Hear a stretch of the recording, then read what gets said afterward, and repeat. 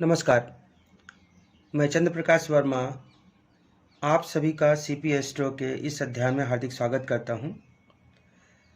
आज हम चर्चा करेंगे बुधादित्य योग के बारे में।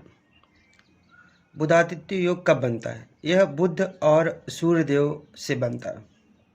कब बनेगा? जब दोनों ग्रह बुधदेव और सूर्यदेव योग कारक हों, दोनों ग्रहों की डिग्री अच्छी हो, इनमें से कोई भी ग्रह नीच का ना हो, बुधदेव को सूर्यदेव ने अस्त न कर रखा हो और सूर्यदेव को ग्रहण न लगा हो और ये दोनों युति बनाकर कुंडली के किसी भी भाव में बैठते हैं, उस समय बुधादित्य योग का निर्माण होता है। यह योग कब नहीं बनेगा?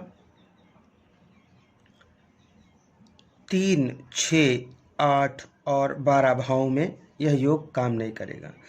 6, 8, 12 भाव ये त्रिक भाव है, शुभ भाव है, इसलिए इसमें ये काम नहीं करता है। 3 नंबर भाव यह अधिक परिश्रम वाला घर है, इसलिए इसमें भी नहीं बनता है। नोट करने वाली बात क्या है यहाँ पर?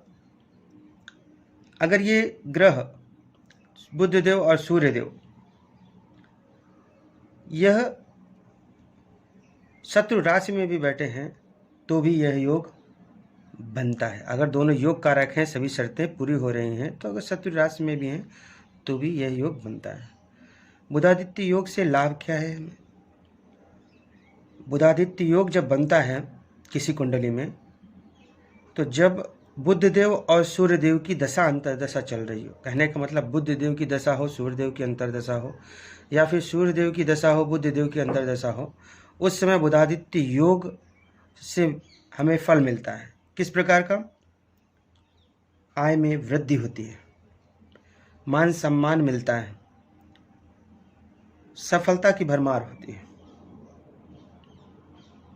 जिस भी क्षेत्र में आप हाथ डालेंगे उस समय आपको सफलता मिलेगी। आइए इस चीज को हम उदाहरण से समझते हैं। एक सिंह लग्न की कुंडली है। यहाँ पर देखिए, हम बुध और सूर्यदेव की योग कारक और मारक को पहचानेंगे। पहले 5 नंबर राशि सूर्यदेव की है, लग्न में है, ये लग्नेश भी है। सूर्यदेव यहाँ पर योग कारक हैं।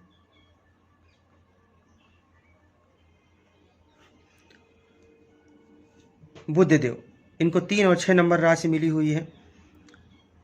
6 नंबर राशि द्वितीय भाव में है, बुधदेव की राशि है। 5 नंबर राशि लग्नेश है, सिंह राशि है सूर्यदेव की। सूर्यदेव और बुधदेव आपस में मित्र हैं। अष्टम द्वादश थ्योरी से बुधदेव योग कारक हुए। 3 नंबर राशि एकादश भाव में है, जो ठीक ठाक घर है। तो एक ठीक ठाक घर मिला हुआ है और एक धन भाव मिला हुआ है। अष्टम द्वादश थ्योरी से भी ये योग कारक है। तो यहाँ पर बुधदेव भी योग कारक हो गए। दोनों ग्रह योग कारक हैं। तो अब तीसरे, छठवें, 8वें और 12वें घर को छोड़ दो। अगर आप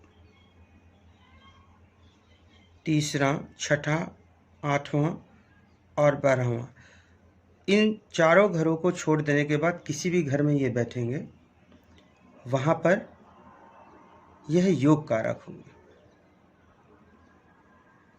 और उस केस में बुधादित्य योग का निर्माण करेंगे और उनसे मिलने वाला फल हमें देंगे। अब यहाँ पे आपको ये भी ध्यान देना है कि बुधदेव या सूर्यदेव अपनी नीच राशि में ना हो किसी भी कुंडली में। बुधदेव के बारे में देखते हैं। बुधदेव 12 नंबर राशि में नीच के होते हैं। वो ऑलरेडी अष्टम भाव में है, तो हमें चिंता की जरूरत नहीं है यहाँ पे। सूर्यदेव ये 7 नंबर राशि में नीच के होते हैं। ऑलरेडी हमने बता दिया है कि तीसरा भाव जो है वो अधिक परिश्रम का है, इसलिए वहाँ इस योग का निर्माण नहीं होता। तो नीच के हैं तो वैसे भी यहाँ पे यह योग नहीं बनेगा। अब हम एक दूसरा उदाहरण ले लेते हैं। ये 8 नंबर लग्न की कुंडली है, वृश्चिक लग्न की कुंडली है। यहाँ पे बुध और सूर्यदेव योग कारक या मारक हैं या नहीं, वो हम चेक करेंगे। सूर्यदेव को 5 नंबर राशि, दसम भाव में है, अच्छा भाव है, कर्म भाव है, ये सिंह राशि है। सूर्यदेव इसके मालिक हैं और सूर्यदेव यहाँ पर योग कारक हैं। अच्छा घर मिला हुआ है इनको। बुधदेव की बात करते हैं। 3 और 6 दो राशियाँ, 3 नंबर और 6 नंबर 2 राशियाँ मिली हुई हैं। 3 नंबर राशि अष्टम भाव में है, त्रिक भाव है, अशुभ भाव है, बुधदेव मारक हो जाएंगे। 6 नंबर राशि वो भी ठीक ठाक वाला घर इनको मिला हुआ है, मतलब छोटी मोटी बीमारियों का भी घर है ये।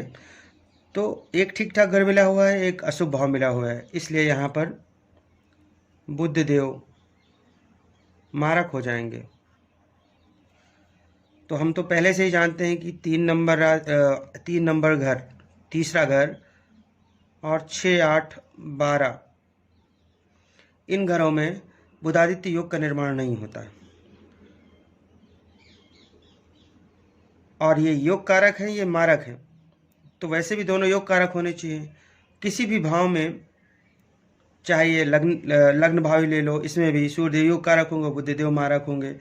इसी तरह से ये पंचम भाव भी ले लो, यहाँ भी सूर्यदेव योग कारक होंगे, बुधदेव मारक होंगे। इस तरह से किसी भी घर में दोनों योग कारक नहीं होंगे, इसलिए इस योग का निर्माण नहीं होगा। लेकिन एक घर है जहाँ पे योग का निर्माण हो सकता है। बुधदेव मारक भले ही हैं, लेकिन जिस राशि में उच्च के होंगे वहाँ पे योग कारक हो जाएंगे। 6, 8, 12 में नहीं होना चाहिए होगा। तो बुधदेव ये 6 नंबर राशि में उच्च के होते हैं। 6 नंबर राशि यहाँ एकादश भाव है, यहाँ पर बुधदेव उच्च के हो जाएंगे। उच्च के होकर बुधदेव योग कारक हो जाएंगे और सूर्यदेव ऑलरेडी योग कारक हैं, तो सूर्य और बुध दोनों योग कारक हो गए हैं। तो बाकी सभी शर्तें अगर पूरी हो रही हैं और अब यहाँ पे दोनों योग कारक हो जाएंगे, उस केस में बुधादित्य योग का निर्माण होगा। आशा करता हूँ आपको यह अध्याय अच्छी तरह से समझ में आया होगा। धन्यवाद।